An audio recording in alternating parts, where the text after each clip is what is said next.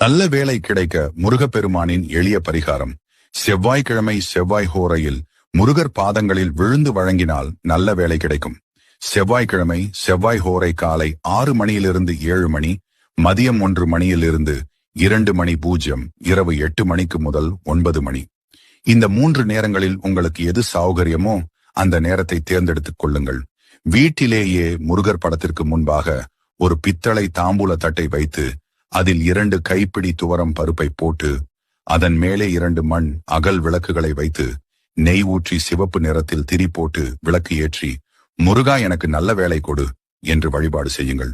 முருகரை முழுமையாக நம்பி இந்த வழிபாட்டை செவ்வாய்க்கிழமை தோறும் செய்து வருபவர்களுக்கு வேலையில் இருக்கும் பிரச்சனை நீங்கும்.